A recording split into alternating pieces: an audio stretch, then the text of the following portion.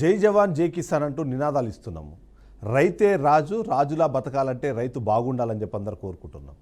వ్యవసాయ ఆధారిత దేశం కాబట్టి వ్యవసాయంలో ఎవరైతే ఉన్నారో వాళ్లకు సాయం ఎట్టి పరిస్థితుల్లోనూ అవసరం కాబట్టి వాళ్లకు ఎంత చేసినా సరే తక్కువే అనే విధంగా ప్రభుత్వాలన్నీ కూడా ఎప్పటికప్పుడు మాట్లాడుతూనే ఉన్నాయి. మామూలుగా రైతులకు రెండు రకాల కష్టాలు ఉంటాయి. అయితే అతివృష్టి లేకపోతే అనావృష్టి అన్నట్టుగా. అయితే దిగుబడి లేక ఆ దిగుబడి రాక ఇబ్బందులు పడేవాళ్ళు ఒకరైతే, దిగుబడి ఎక్కువయ్యి కూడా దాని ద్వారా రాబడి అనుకున్నంత స్థాయిలో జరగకపోవడం అన్నది మరొక కీలకమైన అంశం. ఈ రెండు అంశాల్లో కూడా రైతులు ప్రతి సందర్భంలో కూడా ఇబ్బందులు పడుతూనే ఉంటారు. ముఖ్యంగా ఎప్పుడైతే దిగుబడి పెరిగిందో అప్పుడు దానికి సంబంధించిన రేట్లు తగ్గిపోతాయి. ఆ రేట్లు అన్నవి వాళ్ళు పెట్టిన ఇన్వెస్ట్మెంట్ ఏదైతే పెట్టుబడి ఉంటుందో ఆ పెట్టుబడికి తగ్గ రాబడి కూడా రాకపోవడం కొన్ని సందర్భాల్లో అయితే, కొన్ని సందర్భాల్లో దాన్ని అక్కడి నుంచి తరలించినందుకు అయ్యే ఖర్చును కూడా రాబట్టుకోలేని పరిస్థితి రావడంతో కొన్ని సందర్భాల్లో వాటిని అయితే పొలాల్లోనే దున్నేస్తున్నారు, లేదా మరో పొలంలో తీసుకెళ్లి పారేస్తున్నారు. రోడ్ల మీద టన్నుల కొద్దీ ఆ వస్తువులను లేదా వాళ్ళు పండించిన పంట ఏదైతే ఉందో దాన్ని పారబోస్తున్న పరిస్థితులు మనం చూస్తాం. అందులో ముఖ్యంగా ఉద్యానవన తోటలకు సంబంధించి కానివ్వండి, టమాటాలు లాంటి కూరగాయలకు సంబంధించి ఇలాంటి ఇష్యూస్ మనం రెగ్యులర్గా చూస్తూ ఉంటాం. ఇప్పుడు అలాగే ఆంధ్రప్రదేశ్ రాష్ట్రంలోని అరటి గెల విలవిలలాడుతోంది. ఎంత దిగుబడి వచ్చినా సరే దానికి తగ్గట్టుగా రాబడి ఆ పెట్టుబడికి కూడా సరిపోని పరిస్థితి ఉండడంతో ప్రజలు ఇవాళ, రైతులు ముఖ్యంగా ఇవాళ విలవిల్లాడుతున్న పరిస్థితి మనకు కనిపిస్తోంది. ఇప్పుడు ఒక వీడియో చూపిస్తాను. వీడియో తర్వాత మనం ఎందుకు అరటి గెల విలవిల్లాడుతోంది అన్న మాట మాట్లాడుతున్నామో ఒకసారి చూసే ప్రయత్నం చేద్దాం. అనంతపురం జిల్లాలో అరటి రైతుల ఆర్తనాదాలు అరణ్య రోదనలో వినే వారే కరువయ్యారు. వేల ఎకరాల్లో రైతులు అరటి సాగు చేశారు. లక్షల రూపాయల పెట్టుబడి ఖర్చు పెట్టారు. పంట చేతికొచ్చాక దళారులు, వ్యాపారులు టన్ను 2000, 3000కు అడగడంతో రైతులు దిక్కు తోచని స్థితిలో కొట్టుమిట్టాడుతున్నారు. చేసేది లేక పంటను పారబోయడం, పొలంలోనే రోటోవేటర్ కొట్టించడం చేస్తున్నారు. కొనేవారు లేక అరటికాయలు చెట్లపైనే పండుబారుతున్నాయి. దీంతో ట్రాక్టర్లతో దమ్ము కొట్టించి అరటి చెట్లను, కాయలను, గెలలను నుజ్జు చేసి తమ ఆవేదన వ్యక్తం చేస్తా ఉన్నారు. గతంలో పరిస్థితి ఎప్పుడూ లేదు ఇలా. మార్కెట్ సౌకర్యం లేకపోవడం, మద్దతు ధర కల్పించకపోవడంతో రైతుల పరిస్థితి ఇలా ఉంది. అయితే టౌన్లో మాత్రం అనంతపురంలో 12 అరటికాయలు, డజన్ కాయలు 40 రూపాయలు, 30 రూపాయలు, 50 రూపాయలు అమ్ముతున్నారు. అక్కడ అలా ఎందుకు రేటు లేదో ఇక్కడ ఇలా ఎందుకు రేటు పెంచుతున్నారో అర్థం కాని పరిస్థితి. చూశారు కదా, సొంత పిల్లలను చంపుకోవడం ఎంత బాధాకరమైన విషయమో అదే తరహాలోనే నెలల తరబడి కష్టపడి కాపాడుకొని అది ఇవాళ దిగుబడి మారిన తర్వాత ఆ దిగుబడిని అమ్ముకుంటే ఆ వచ్చే రాబడితో జీవితాన్ని గడపాలనుకొని అది వీలు కాని సందర్భంలో ఇలా వాళ్ళు సొంతంగా పండించిన పంటనే ఇలా పారబోసుకోవడం కానివ్వండి, వాటిని పూర్తిగా అక్కడ నాశనం చేయడం కానివ్వండి, ఇవి సొంత బిడ్డను చంపుకోవడంతో ఏమాత్రం తక్కువ కానీ ఒక ఫీలింగ్ అని చెప్పొచ్చు. ఎందుకంటే ఆ రైతుల కన్నీళ్లు అన్నవి మనకు కనిపించకపోవచ్చు కానీ బట్ ఆ కన్నీళ్లు మాత్రం ఖచ్చితంగా ముందుకు వెళ్ళలేని పరిస్థితిని అయితే తీసుకొస్తున్నాయి.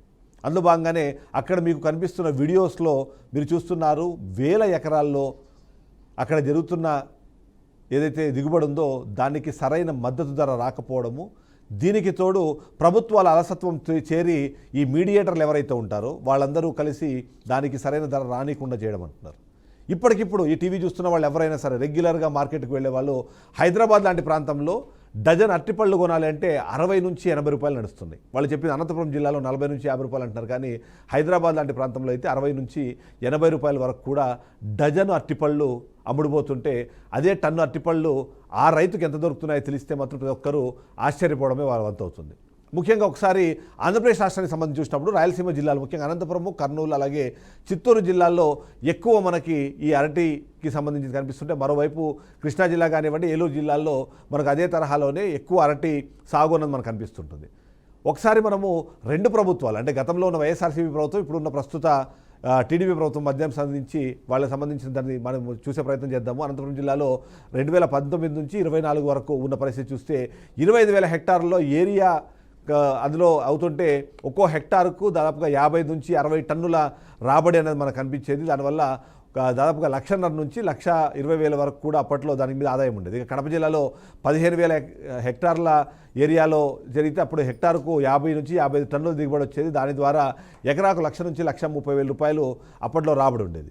ఇక కర్నూలు జిల్లాకు సంబంధించి చూస్తే 12,000 హెక్టార్ల ఏరియాలో ఒక్కో హెక్టార్కి దాదాపుగా 52 నుంచి 58 టన్నులు వచ్చేది. కాబట్టి దాన్ని బట్టి 1,10,000 నుంచి 1,40,000 వరకు దీనికి సంబంధించిన రాబడి కనిపించేది. ఇక ఏలూరు జిల్లాలో కూడా 10,000 హెక్టార్ల ఏరియాలో అరటి సాగు అయితే అందులో ఒక్కో హెక్టార్కు 40 నుంచి 50 టన్నులు వచ్చేది. అక్కడ కూడా దాదాపుగా 1,20,000 వరకు కూడా వాళ్ళకి రాబడి కనిపిస్తే ఇక కృష్ణా జిల్లాలో 8,000 హెక్టార్లో ఇది అరటి సాగు అయితే 48 నుంచి 52 టన్నుల రాబడి అనేది కనిపించేది. దానివల్ల 1,30,000 వరకు కూడా వాళ్ళకి రాబడి కనిపించింది. ఇక 2024, 2025 కూటమి ప్రభుత్వం అధికారంలోకి వచ్చిన తర్వాత నవంబర్ వరకు ఉన్న పరిస్థితుల్లో చూస్తే అనంతపురం జిల్లాలో 22,000 హెక్టార్ల ఏరియాలో ఇది సాగైతే హెక్టార్కి 40 నుంచి 50 టన్నుల దిగుబడి వచ్చింది. ఇప్పుడు వాళ్ళ రాబడి మాత్రం 80,000కు మించట్లేదు అన్నదే ఇప్పుడు అసలైన సమస్యగా ఉంది. ఇక కడప జిల్లాలో 13,000 హెక్టార్ల ఏరియాలో అరటి సాగు అయితే దిగుబడి 30 నుంచి 40 టన్నుల వరకు వస్తుంది. రాబడి అన్నది మరీ ఘోరంగా 75,000కు దాటట్లేదు అన్నది ఒక అంచనా. ఇక కర్నూలు జిల్లాలో 10,000 హెక్టార్ల ఏరియాలో ఒక్కో హెక్టార్కు 40 నుంచి 50 టన్నుల దిగుబడి కనిపిస్తే ఇప్పుడు కూడా రాబడి 1,00,000 దాటట్లేదు అన్నది ఇప్పుడు మనకు కనిపిస్తుంది. ఏలూరు జిల్లాలో కూడా 9,000 హెక్టార్లలో ఈ అరటి సాగు అయితే హెక్టార్కు 30 నుంచి 40 టన్నులు వచ్చింది. కానీ అక్కడ 60,000 దాటని పరిస్థితి మనకు కనిపిస్తుంటే కృష్ణా జిల్లాలో 7,000 హెక్టార్ల ఏరియాలో కూడా 30 నుంచి 45 టన్నుల దిగుబడి వస్తే అక్కడ ఎకరాకు కూడా రాబడి 75,000 నుంచి 1,00,000 రూపాయల లోపే ఉంటుంది అన్నది చెప్తున్నారు. అంటే మనం మాట్లాడుతున్న రైతే రాజు, ఆ రాజు ఎక్కడున్నాడు, ఆ రైతు ఏం చేస్తున్నాడు? ఎంతో కష్టపడి తను పండించిన పంటని గిట్టుబాటు ధర లేక అదే సందర్భంలో ఎవరైతే ఈ దళారులు ఉన్నారో వాళ్ళ ధనదాహానికి ఆ పంట ఇవాళ అదే పొలంలో ఎరువుగా మారిపోతుంది, లేదా పశువులకు మేతగా మారిపోతుంది. అది ఎంతో ప్రోటీన్ ఉన్న వస్తువులు కూడా ఇవాళ అవి పనికిరాని వస్తువుల్లాగా ట్రాష్ బిన్లోకి వెళ్ళే పరిస్థితి కనిపిస్తుంది. ప్రభుత్వాలు మారేటప్పుడు, ప్రభుత్వాలు ఎన్నికలు వచ్చినప్పుడు చెప్పే మాటలు చేస్తున్న చర్యలు వీటిని గమనిస్తే వీటికి పొంతన లేదు అన్న విషయం అయితే అర్థమవుతుంది. గతంలో చంద్రబాబు నాయుడు చెప్పిన దాని ప్రకారము కడప జిల్లా నుంచి కానివ్వండి, అనంతపురం జిల్లా నుంచి కానీ చిత్తూరుకి, అందులో ముఖ్యంగా కుప్పంకి ఇవాళ తీసుకొని వస్తే అక్కడి నుంచి ఎయిర్పోర్ట్ కట్టి మరి విదేశాలకు ఇక్కడ పండించే పంటలను మేము ఎగుమతి చేస్తామన్నారు. అటువైపుగా చర్యలు తీసుకుంటున్నారు, అటువైపుగా అడుగులు పడుతున్నాయా? అవి పక్కన పెడితే ప్రభుత్వం అందించాల్సిన మద్దతు ధర కూడా దొరకట్లేదు అన్నదే ఇప్పుడు మనకు వినిపిస్తున్న ఆరోపణ. ఇక దళారులు పెట్టరైపోతున్నారు. అక్కడ రూపాయి 2 రూపాయలకి కొన్న వస్తువులు అదే వస్తువు మన దగ్గరకు వచ్చినప్పటికీ 7 నుంచి 8 రూపాయలు ఒక్కొక్క అరటి పండు మనకు దొరుకుతుంది. అంటే అక్కడ ఆ డిఫరెన్స్ ఎంత ఉంది అనేది మీకు అర్థమవుతుంది కదా. దాదాపుగా 3 నుంచి 4 రెట్లు ఎక్కువ దళారులు సంపాదిస్తున్నా సరే ప్రభుత్వాలు దానిపై చర్యలు తీసుకోకపోవడము, అటువైపుగా ఆలోచించకపోవడానికి సంబంధించే ఇవాళ డిస్కషన్ జరుగుతుంది. ఆ రైతు నిజంగానే తను పండించిన పంటను అలా పారబోయాలి అంటే ఎన్ని కన్నీళ్లు పెట్టుకొని ఉంటాడు, ఎంత బాధపడి ఉంటాడు, ఆ విషయం గురించి కూడా ఆలోచించాల్సిన బాధ్యత ప్రభుత్వాలకు ఉంటుంది. దీనికి తోడు మనం చూస్తున్నాము, ఆ ఇస్తున్న హామీలు ఏవైతే ఉన్నాయో కేవలం హామీలుగానే మిగిలిపోతున్నాయి తప్ప అవి వాస్తవ రూపం దాల్చట్లేదు అన్నదైతే మనకు అర్థమవుతుంది. ఇలా చేస్తే రైతు నిలబడతాడా, రైతు మిగులుతాడా, ఫ్యూచర్లో ఆయన ఎక్కడికి వెళ్తారో అన్నది కూడా ఒక ప్రశ్న ఉంది. ఎందుకంటే రైతు ఒకవేళ తను లీవ్ తీసుకున్నా, నేను పండించడం ఆపేస్తాను అని ఒక మాట చెప్పినా సరే పరిస్థితి చాలా ఘోరంగా మారిపోతుంది. ఎస్వి మోహన్ రెడ్డి గారు కర్నూలు జిల్లా మాజీ ఎమ్మెల్యే మనతో పాటు ఫోన్ లైన్లో సిద్ధంగా ఉన్నారు. ఒకసారి మాట్లాడే ప్రయత్నం చేద్దాం. Sir, good afternoon. Good afternoon అండి. సార్, మనం చూస్తున్నాము అరటికి సంబంధించి దిగుబడి పెరిగిందని సంతోషపడాలా, దానికి గిట్టుబాటు ధర లేదని బాధపడాలా అర్థం కాని పరిస్థితుల్లో రైతులు ఉన్నారు. ఏంటి ఇలాంటి పరిస్థితి ఎందుకు వచ్చిందంటారు? ఇప్పుడు ప్రస్తుత ప్రభుత్వానికి సంబంధించి వాళ్ళు తీసుకున్న చర్యలపైన మీకున్న అబ్జెక్షన్స్ ఏంటి? గిట్టుబాటు ధర లేనప్పుడు ఎంత దిగుబడి వచ్చే ఉపయోగం లేదు కదండి. గిట్టుబాటు ధర మరీ ఘోరంగా ఉంది. టన్ను 1000 రూపీస్ అంటే కిలో 1 రూపాయి అంటే నేను పొద్దున హైదరాబాద్లో అరటి పండ్లు కొంటే డజన్ 50 రూపాయలు పెట్టి తెచ్చినారు. అంటే దాదాపు కిలో 40 రూపాయల నుంచి 50 రూపాయలు ఇక్కడ హైదరాబాద్లో అమ్ముతున్నారు. అక్కడేమో రూపాయికి రైతు అమ్ముకోవాల్సి వస్తుంది, పడేస్తా ఉన్నాడు కోతలు కూడా. అంటే ఇదే ఒక అరటి చెట్టే కాకుండా, అరటి పంటనే కాకుండా మొన్న ఉల్లిగడ్డ చూసాం. ఎస్. ఉల్లిగడ్డ మార్కెట్లో ఏమో 25 రూపాయలు ఉంటే అక్కడేమో 3 రూపాయలు 2 రూపాయలు కొంటున్నారు. అంటే ప్రతి చోట. అంతకుముందు మామిడి చిత్తూరు జిల్లాలో, ఎస్. మిర్చి, అంటే ఎక్కడ కూడా రైతులకు గవర్నమెంట్ నుంచి ఎటువంటి సపోర్ట్ ఉండడం లేదు. అంటే అగ్రికల్చర్ డిపార్ట్మెంట్ ఉందా లేదా, అగ్రికల్చర్ మినిస్టర్ యాక్ట్ చేస్తున్నాడా లేదా అనేది కూడా లేకుండా పోయింది.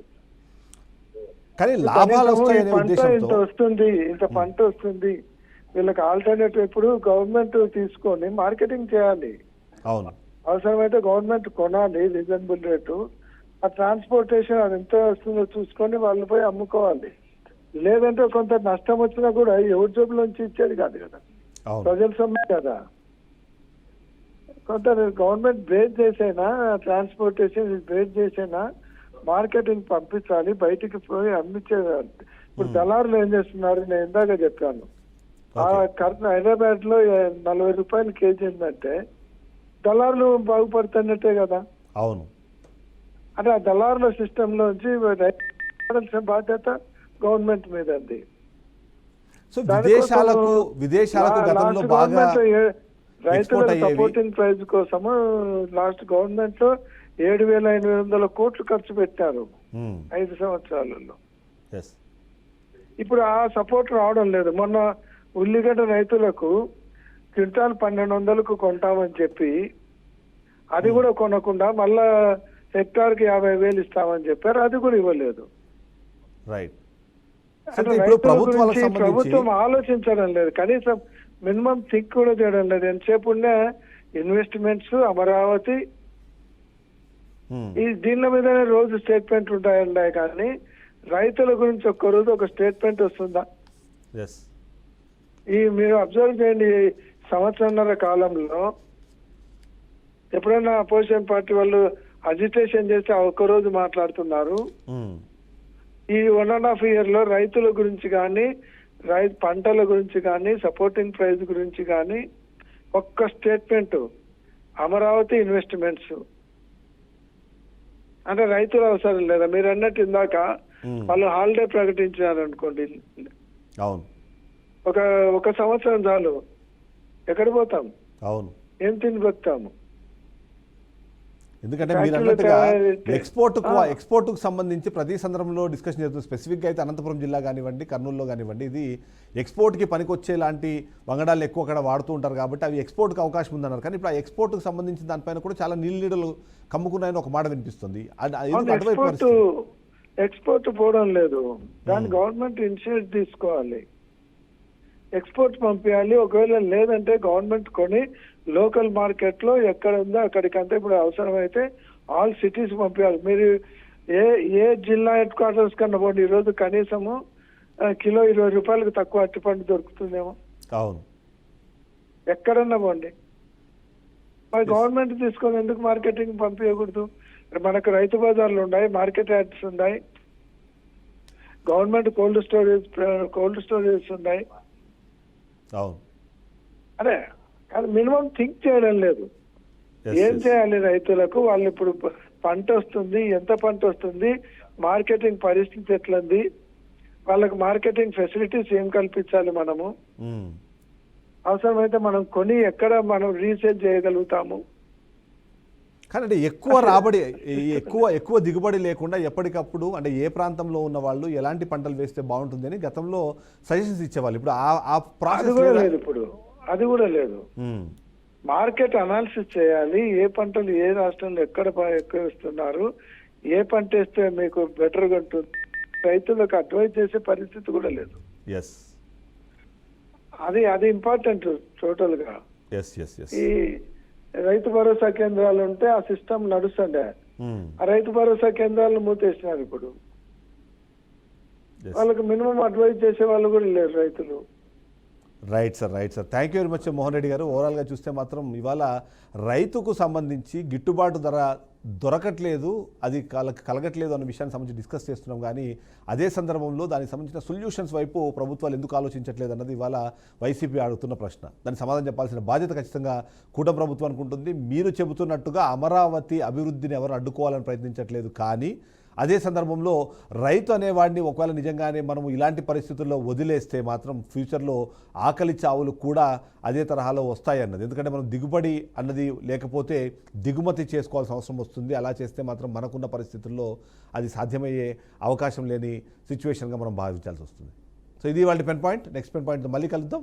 స్టేట్ టు బీఆర్కే న్యూస్, తెలుగుడి సత్తా.